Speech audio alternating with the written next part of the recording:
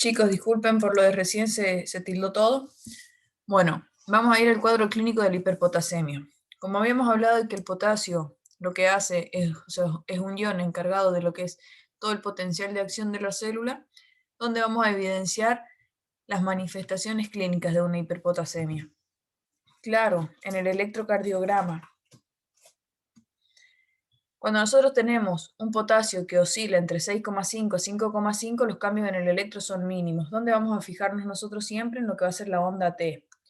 Mientras que cuando el potasio es mayor a 6,5, lo que vamos a tener es una onda T picuda y simétrica. Bien, que si nosotros observamos en el ejemplo anterior, aquí si bien se observa una onda T, lo que no presenta es simetría. En cambio en esto tenemos una onda T picuda y simétrica.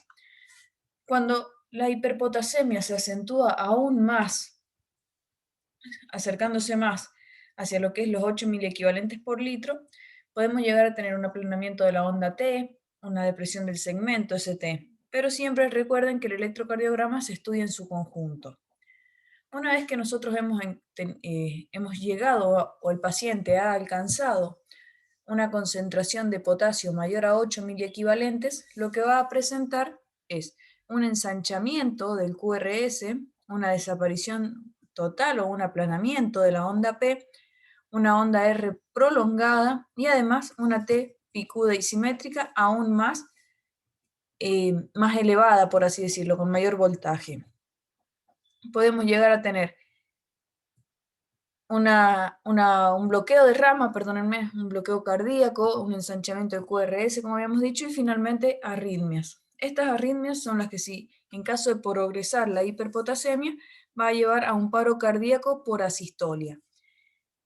¿Por qué decimos asistolia? La onda P, ustedes recuerden que lo que hace es marcarme un ritmo sinusal. Bien, si tenemos un ritmo sinusal significa que el corazón está trabajando en sístole y en diástole. Por lo tanto, si nosotros perdemos la onda P, es una aurícula que no se está contrayendo, no está presentando una contracción adecuada. Ya tenemos una ausencia de ritmo sinusal, ya tenemos una asistolia. Bien, no existe la sístole. Por eso nuestro paciente se nos va a morir por un paro cardíaco por asistolia. ¿Hacemos RCP o no con desfibrilador? O sea, este sería un ritmo desfibrilable o no. Espero su respuesta por el chat. El tratamiento de la hiperpotasemia. ¿Qué vamos a hacer? Vamos a suspender o suprimir las fuentes de ingreso de potasio, como es el potasio por vía oral o endovenoso. Generalmente hay pacientes a los que se los trata con complementos con complejos de potasio, donde se les agrega con complejos vitamínicos que incluyen el potasio. Vamos a suspender drogas que contengan potasio y también vamos a remover todo lo que sean tejidos necróticos o traumatizados. Por ejemplo, si el paciente tiene una fascitis necrotizante, tiene un traumatismo de miembro con destrucción de músculo, tiene un síndrome compartimental, vamos a realizar un toilet quirúrgico para evitar el aumento de este catión. Vamos a infundirle calcio si vemos que es una hiperpotasemia refractaria. Bien, si es una hiperpotasemia que no responde, infundimos calcio ya que este es un antagonista del potasio. El paciente, cuando tiene una hiperpotasemia, puede estar cursando con una acidosis. Por lo tanto, lo que vamos a hacer es corregir esta acidosis. Vamos a infundirle al paciente solución salina hipertónica, glucosa e insulina. Recuerden el tratamiento de la cetoacidosis diabética, lo que pasaba, cómo compensamos el potasio. Bien. Y también vamos a aplicar, en el caso de que sea un potasio valores muy elevados de potasio, la remoción del potasio. ¿Cómo? Mediante la diálisis. Y también expansión de volumen y diuréticos. Obviamente que no le vamos a dar un diurético ahorrador de potasio. En el caso de que tengamos un paciente que esté con una arritmia que no podemos controlar con medicamentos, vamos a utilizar lo que van a ser los marcapasos. Siempre en los trastornos hidroelectrolíticos, nosotros debemos buscar cuál es la causa que desencadenó este trastorno y atacar la causa principalmente. Porque si el paciente sigue incorporando potasio, de nada sirve que yo lo esté dializando cuando este paciente va a seguir cursando una hiperpotasemia. Siempre en este tipo de trastornos recordemos que debemos encontrar el trastorno o la patología de base que me llevó a este desequilibrio. Y junto con todo lo que es la bolilla de renal, con lo que son las insuficiencias renales, los síndromes nefróticos y nefrítico, más los trastornos hidroelectrolíticos, viene algo importantísimo que todos odiamos siempre, que es el estado ácido-base. Es muy importante que nosotros sepamos manejar esto, que sepamos identificarlo, que sepamos reconocerlos, porque el paciente en una acidosis o en una alcalosis se nos muere. Entonces, ¿nosotros qué queremos evitar? Justamente la muerte. Si ustedes recuerdan fisio de segundo año, vamos a ver esa clase del doctor Ponce, donde él hablaba de la homeostasis. La homeostasis era la tendencia del organismo a mantener las cosas en equilibrio. ¿Bien? Por lo tanto, vamos a hablar en este momento de un equilibrio ácido-básico o un equilibrio del estado ácido-base. ¿Y qué es este equilibrio? Es el mantenimiento en un nivel normal de la concentración de los iones de hidrógeno en los fluidos del organismo. Ustedes recuerden que la definición de pH era el logaritmo negativo de la concentración de los hidrogeniones. Por lo tanto, un pH más bajo nos hablaba de una acidosis, bien, mientras que un pH más alto nos hablaba de una alcalosis. El organismo regula normalmente de forma fisiológica todo esto mediante el sistema buffer. El sistema buffer, la sustancia buffer o sistema tampón, lo que hace es amortizar o amortiguar, por así decir, los cambios en el pH. Un ejemplo que nosotros tenemos de un sistema buffer muy común es el alical. ¿Sí? Ustedes han visto que un día se levantan así con muchísima acidez, se toman un alical y listo, pasó todo, ¿bien? ¿Por qué? Porque se compensó, amortiguó, si ustedes incorporaron una base a la acidez y eso niveló nuevamente el pH y alivió los síntomas. Lo mismo ocurre de forma permanente en el organismo. ¿Bien? ¿Cómo se constituye, por lo tanto, una sustancia buffer o un tampón? Por un ácido débil y la base fuerte, o una base débil y el ácido fuerte. Los sistemas más comunes que nosotros tenemos, o sea, los órganos que hacen de sistema buffer, van a ser pulmones y riñones. Vamos a tener a una forma de regularlo rápido, de corregirlo rápido, lo que es el sistema respiratorio, ¿bien? El sistema fosfato disódico, fosfato monosódico, el sistema, vamos a usar también el sistema de bicarbonato y ácido carbónico. También a mediano y largo plazo la hemoglobina y la oxihemoglobina, y a largo plazo el sistema de regulación que presenta el organismo es el sistema proteínato-proteína. Cuando yo solicito, cuando me ingresa un paciente así, bueno, yo tengo que solicitar un examen de laboratorio. ¿Y me interesa saber su estado de ácido base? Sí. ¿Cuándo, por ejemplo, a mí me interesa saber un estado de ácido base del paciente?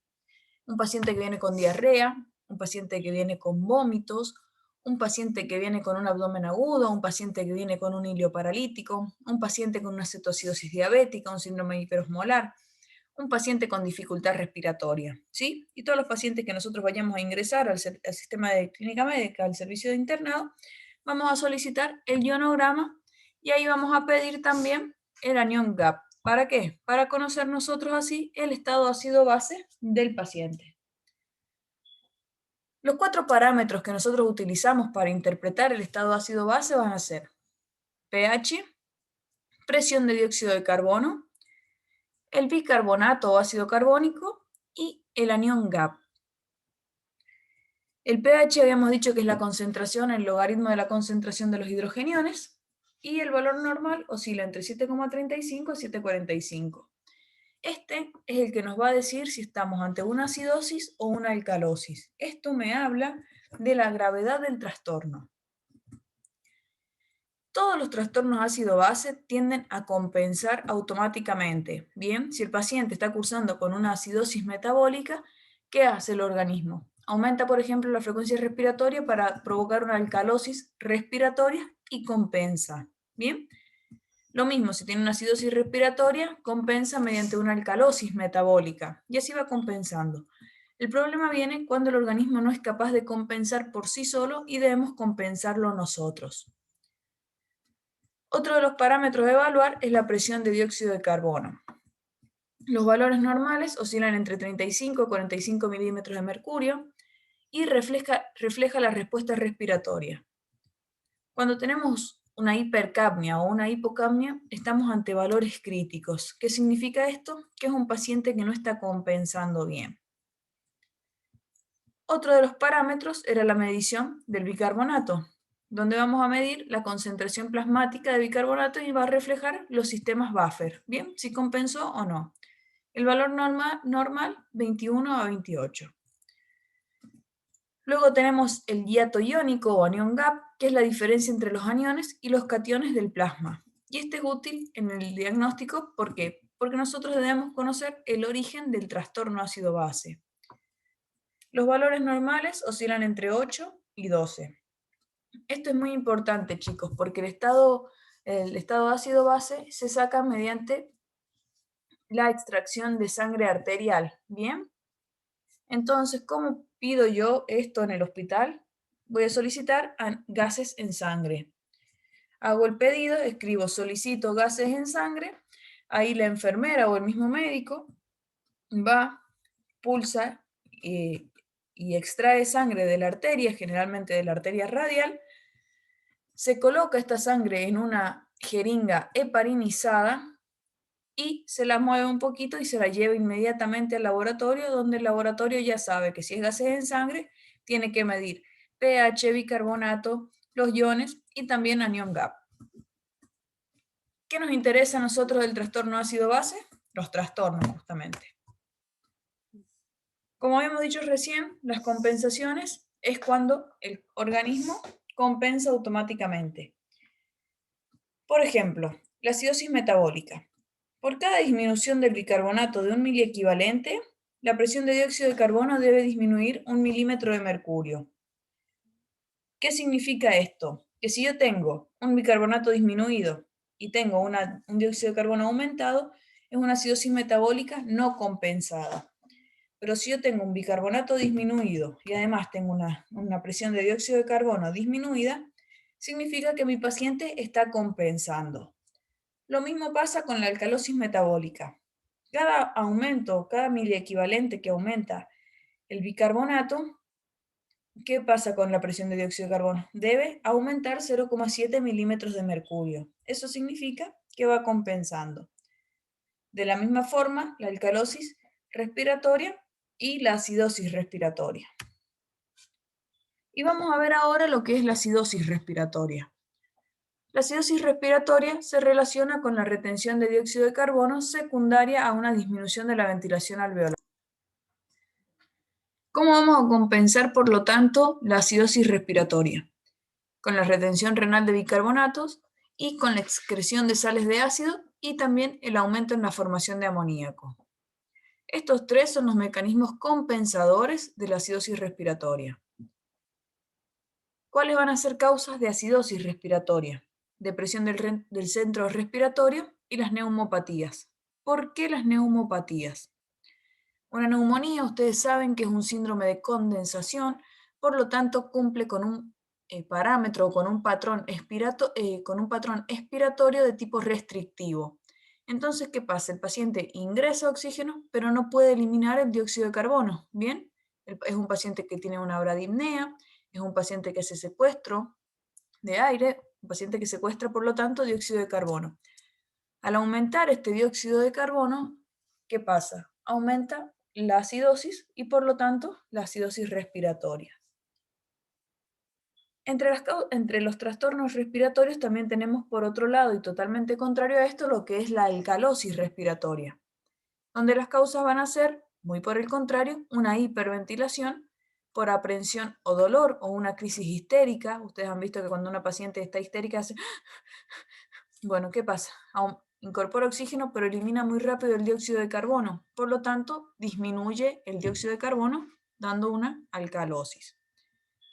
Puede ser una compensación de una hipoxia, lesiones del sistema nervioso central y también por la ventilación mecánica.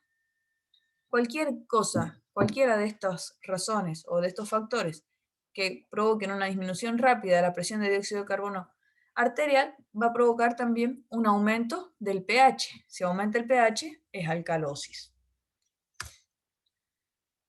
Por otro lado, tenemos lo que es la acidosis y la alcalosis metabólica. La acidosis metabólica ¿De dónde va a venir? De la retención o del aumento de los ácidos fijos. Por ejemplo, la cetoacidosis. La cetoacidosis diabética que tiene la formación de cuerpos cetónicos.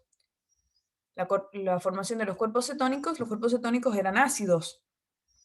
Por otro lado, que tenemos también la acidosis láctica, un paciente en un estado de shock, en un estado de hemorragia, en un estado de necrosis, un paciente que tiene un aplastamiento, un paciente con una infección, tiene una acidosis láctica porque comienza a formar el LDH, un paciente con hemorragia aumenta sus lactatos, ¿bien? Entonces una acidosis láctica me lleva a una acidosis metabólica.